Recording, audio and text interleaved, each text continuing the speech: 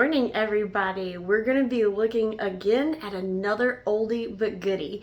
And this one is really interesting to me. And if they go well, I might actually try to scour the web for the other cookbooks in this series. Now, this was a viewer pick from the bookshelf tour video, and this couldn't come at a perfect time because we're going to be looking at Barbara Goodfellow's Make It Now, but Bake It Later. Now, you'll see I have 2, 3, and 4, and I also have 1. I've already picked a recipe, and I'm almost ready to go. Now, this couldn't have come at a more perfect time because I really do need to make this now so I can bake it later. I need to go and sit with my grandmother while my parents go to a doctor's appointment.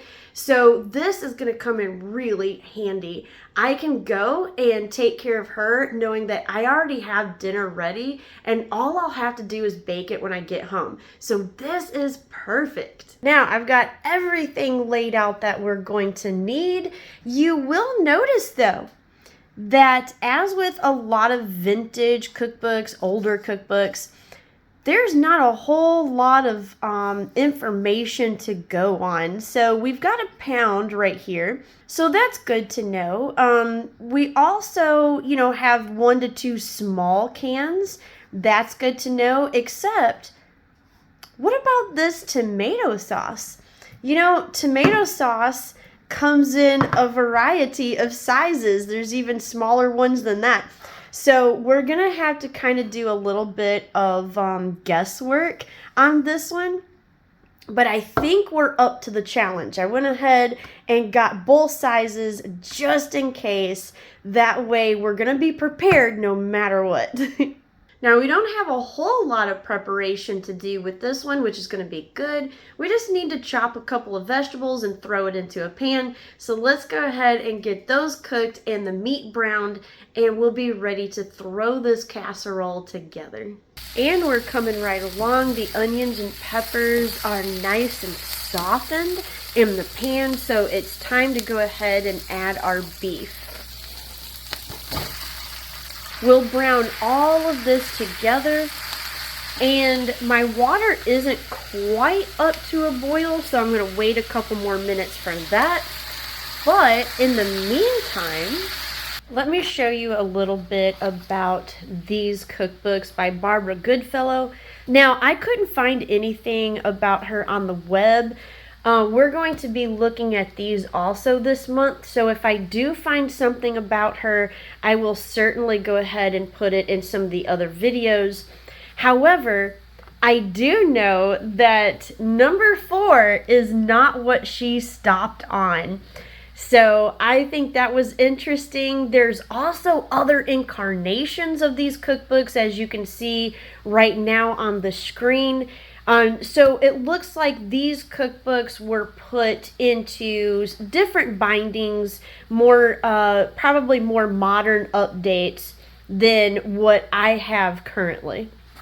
Now, these 4 I bought all together on eBay. I got them for a great deal, just a few dollars, so I was really happy to get it. And I was intrigued. How can you pass something like this up if you're a cookbook collector? We have here in number 1, this is mostly main dishes to be made in the morning, baked in the evening, and served with pride. You can see here this was published in 1965, but her copyright is 1958, so there may be other older versions of this particular book out there. You can also see how everything is handwritten and then given to the publishers to print exactly as she had written it. So I think that's actually really cool. You kind of get to see a little bit of the woman behind the cookbook. It gives it kind of a unique and very homey feel.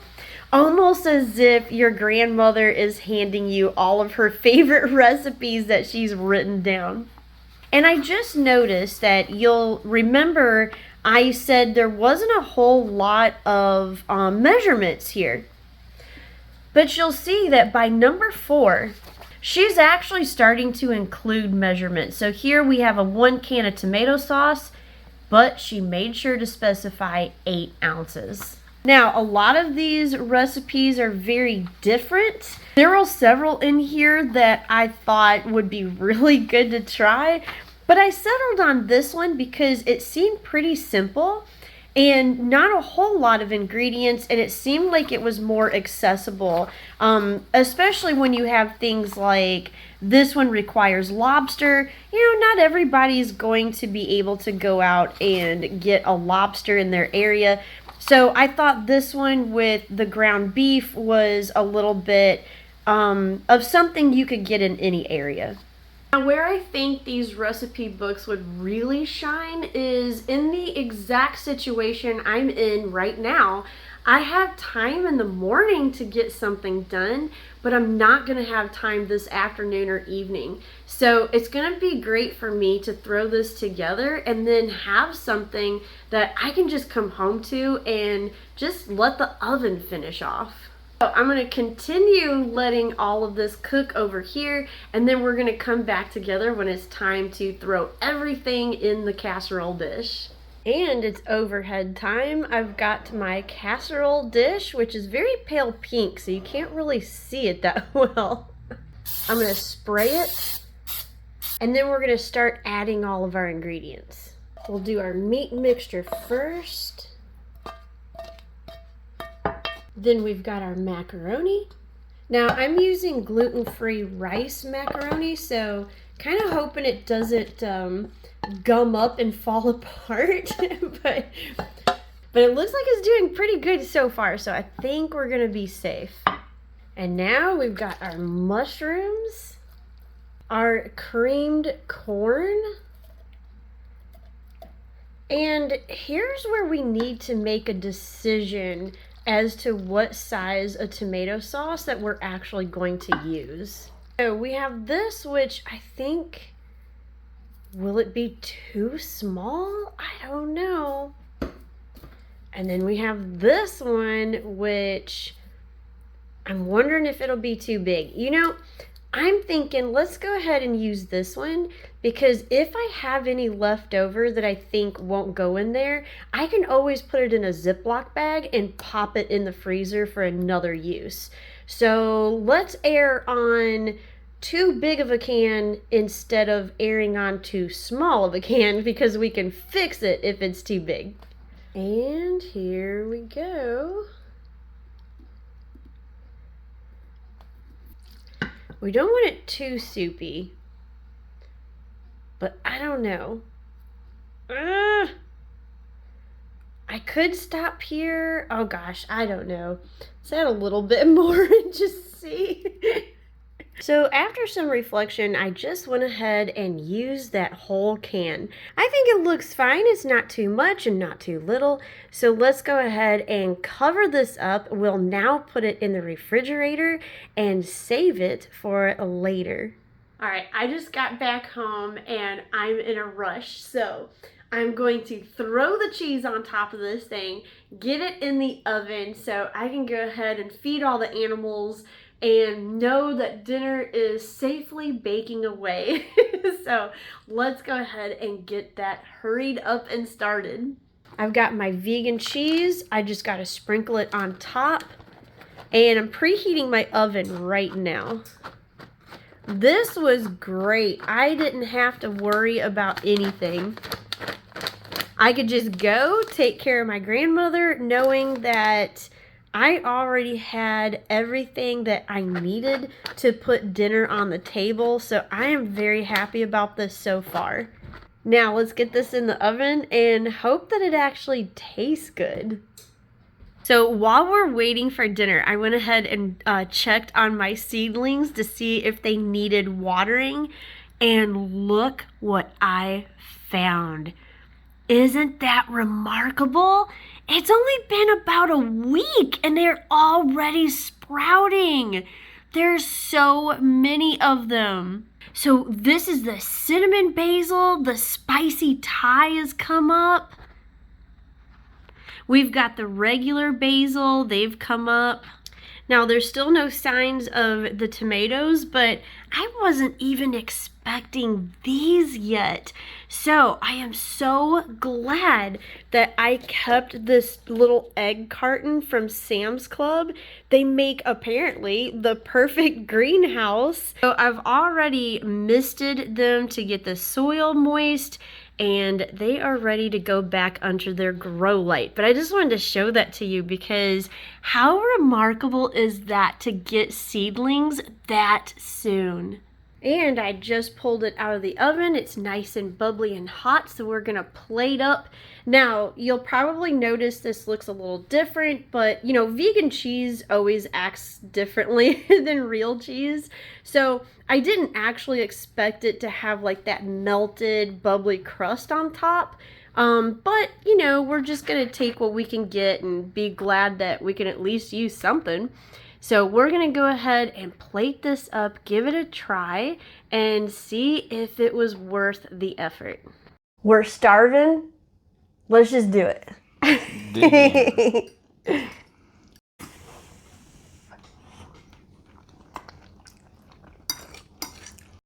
The cheese is what makes it.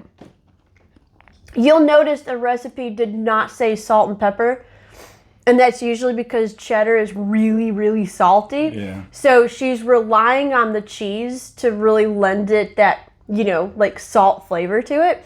And so the vegan cheese does just fine. Yeah. In that respect too. So whichever one you end up using, it's still going to like flavor the casserole, I think, really well. What do you think? I think it's really good.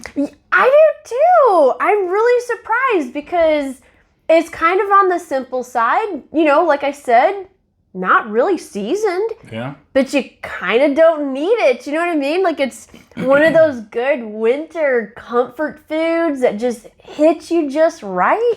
Yeah, and maybe the fact that it like kind of sits all together melds the flavors a little bit of everything.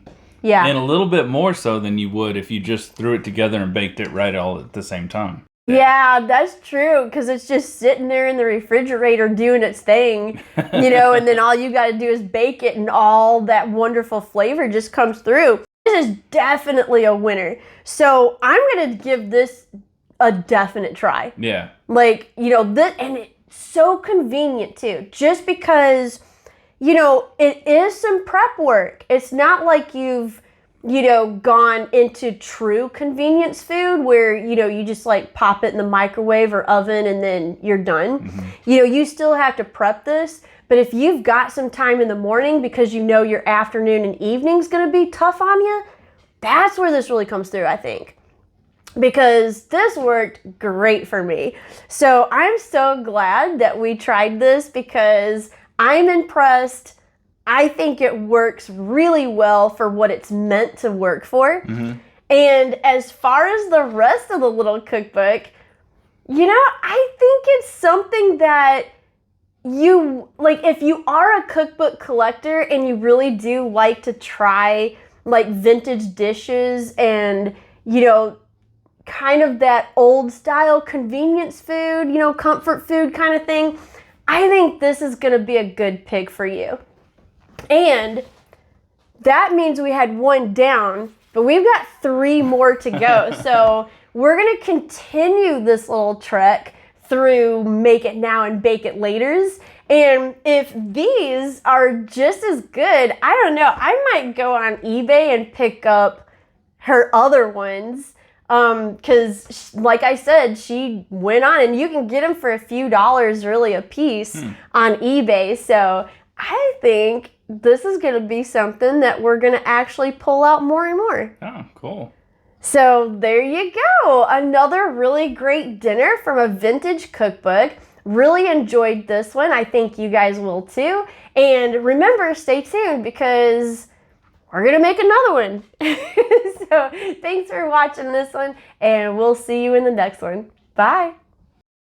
And if you like historical cooking and unusual cookbooks, here's 2 more videos you might enjoy. And make sure to like and subscribe for more foodie adventures.